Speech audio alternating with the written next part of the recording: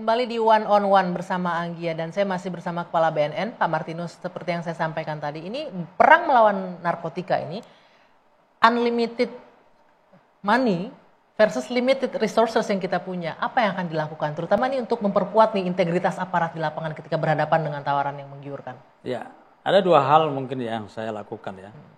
Yang pertama, saya harus setiap saat itu membangun semacam kesadaran moral. Pengarahan-pengarahan, kemudian kita, ya ini bukan satu retorika, tapi paling tidak begini, membangun moral, membangun integritas itu mulai dari bicara, mempengaruhi orang. Dengan mempengaruhi orang, bagaimana kita saat dengan menempatkan kita sebagai seorang aparat hukum, diperhadapkan dengan uang yang begitu besar. Saya ingin sampaikan kepada anggota saya bahwa mari kita menempatkan moral itu mendahului keinginan kita. Kalau keinginan kita sudah mendahului moral dan hukum, maka kita akan masuk dalam pelanggaran. Tapi kalau moral sudah mendahului, ya kita akan berada pada integritas, kepada posisi integritas. Yang berikut, saya juga menyadari bahwa dengan membangun kesadaran, tidak semua akan sadar. Karena situasi dan godaan itu akan datang terus silih berganti. Maka pendekatan kedua saya adalah bagaimana memberikan pengawasan. Bagaimana kita menangkap, melibatkan semua elemen yang ada dalam struktur operasional itu untuk pertama saling mengawasi. Dan kita memulai sesuatu penangkapan itu harus dengan gelar. Kita mau nangkap ini, jaringan ada di sini, jaringan ada di sini. Dan kita sejak awal sudah bisa melihat bahwa jaringan ini punya kemampuan finansial di mana. Maka kita sudah sejak awal kita sudah antisipasi. Ada perkeluruan di mana yang akan kita lihat. Yang berikut, saya sejak awal, saya sudah melibatkan PPATK dalam melakukan ikut bersama-sama dengan menganalisa, bersama-sama dengan kita untuk menganalisa. Karena kalau dari sisi pemberantasan saja, kita hanya melihat kita akan ikut follow the things, barang yang dia kirim, aliran barangnya, jalur transportasinya. Tapi kalau kita melibatkan sistem analisa keuangan, maka kita akan melihat follow the money. Kemana itu mengalir. Dengan kita melihat potensi-potensi mengalirnya uang tersebut, maka paling tidak, walaupun itu juga masih ada semacam upaya kalau orang mau berbuat jahat, pasti ada, dia akan cari modus operandi. Pasti ada cara ya. Tapi paling tidak saya sudah menunjukkan kepada setiap anggota yang mau coba-coba melakukan kejahatan, melakukan berspekulasi atau berkompromi dengan kejahatan ini, kamu hati-hati, saya sudah bersama-sama dengan PPATK. Nggak ada ampun. Dan saya tahu berapa uangmu dan berapa juga uang yang kita sedang hadapi. Oke. Nah kira-kira seperti itu. Karena kemudian setiap penangkapan selesai, saya tidak akan berhenti di situ. Saya akan kembali secara periodik, saya akan cek. Sudah sampai di mana? TPPU sudah dikejar belum? Ada kendala apa? Sampai-sampai saya harus turun ikut koordinasi dengan jaksa, dengan penuntut umum, untuk mendudukkan kasus-kasus ini pada koridor yang benar, dengan upaya keras untuk menyamakan persepsi, untuk menyelesaikan uang-uang mereka ini. Sejak awal saya sudah berjanji, kita akan memiskinkan mereka.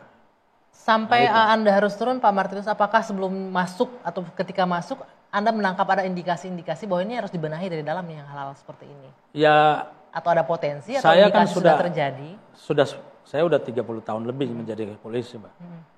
Artinya saya sudah melihat fenomena-fenomena kejahatan itu dari berbagai aspek.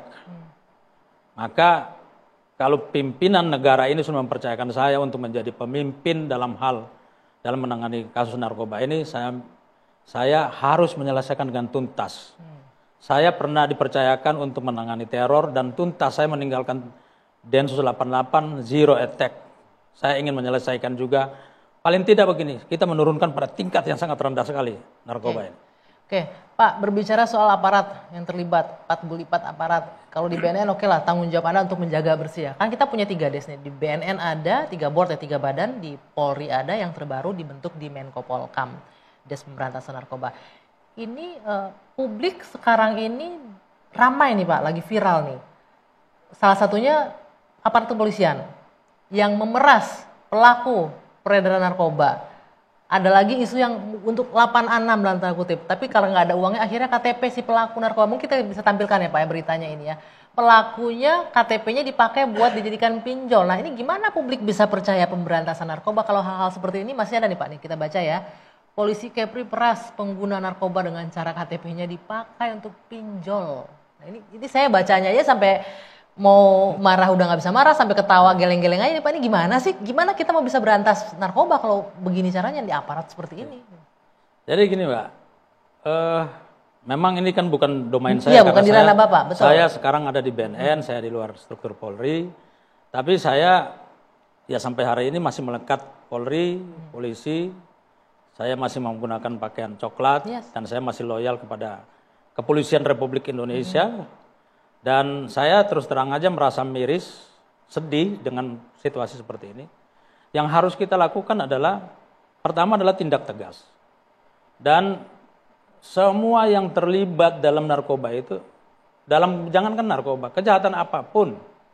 Lalu narkoba ini kan karena sekarang menjadi sorotan, kejahatan apapun sudah berikan hukuman yang berat, promosi bila perlu 10 tahun, 20 tahun tidak lakukan promosi, berikan karena secara teori ini kita sedang membuat satu perubahan budaya karena kita ketahui bahwa budaya kita hari ini khususnya di institusi saya sendiri ya banyak sekali terjadi kejahatan, perkeliruan, pelanggaran moral. Kalau kita mau merubah ada 3 hal yang harus kita lakukan sesuai dengan teori. Apa aja? Yang pertama adalah kesadaran bersama. Bagaimana membangun kesadaran bersama ini? Ini kan sesuatu yang harus bisa kita dari awal pembentukan kepolisian, direkrut kita sudah harus bisa menetralisir. Dari awal sekali tuh, kalau udah terlanjur seperti sekarang gimana caranya? Karena itu kan kesadaran tuh kan itu bukan sesuatu yang instan, tapi merupakan suatu proses internalisasi nilai. Selama itu tidak dilakukan sejak awal, maka akan terjadi pelanggaran-pelanggaran berikutnya. Jadi kuncinya adalah rekrutmen di awal ya. Untuk menjadi kesadaran bersama. Yang kedua, tindakan tegas, pemaksaan. Selama itu tidak dilakukan pemaksaan dan memberikan efek jerak, ya akan mengulangi lagi. Nah ini harus ditata seperti. Yang ketiga sebenarnya ini ekstrim. Apa ini teorinya teori perubahan budaya ya, itu saya dapatkan dari dosen saya dulu. Cutting generasi, tapi itu kita tidak bukan lakukan untuk hal ini. Bagaimana caranya cutting generasi? Cutting di dalam generasi instansi? Itu sebenarnya begini. Saya pikir dalam teori, dalam struktur polisi ini tidak bisa kita melakukan cutting generasi. Tapi paling tidak begini, kalau di masyarakat saya lihat seperti di Bible ya, saya mencoba untuk mengangkat di Bible itu ada satu cerita bahwa Nabi Musa pada saat beliau ingin masuk ke tanah Kanaan, Palestina sekarang, Tuhan memerintahkan Nabi Musa untuk berputar keliling selama 40 tahun di padang gurun. Karena apa? Untuk menyelesaikan kesadaran lama yang terjadi ketika mereka tertindas di Mesir. Lalu disiapkanlah generasi baru untuk masuk dengan generasi moral yang baru. Nah itu teori yang terakhir itu kita tidak bisa praktekkan di sini. Terlalu ekstrim. Dan pasti akan banyak resistensi di mana-mana. Kira-kira seperti itu. Tapi paling tidak 2 ini yang bisa kita gunakan. Oke. Nah Pak Martinus, satu hal lagi. Ini saya juga pengen konfirmasi dari Anda. Ada barang bukti ketika rilis kasus itu kan banyak ya. Nah, saya dapat informasi nih, tapi boleh dijawab nanti, konfirmasi seperti apa. Kadang-kadang nih barang bukti nggak dimusnahkan, dipakai lagi nih Pak. Ada yang mungkin bisa diedarkan lagi, ada mungkin dipakai lagi untuk rilis lagi, entah apa tujuannya, mungkin mendapatkan apresiasi dan lain-lain. Itu apakah benar terjadi seperti itu? Nanti dijawab Pak. Kita jeda dulu. One on one bersama Anggia akan kembali sesaat lagi. Terima kasih.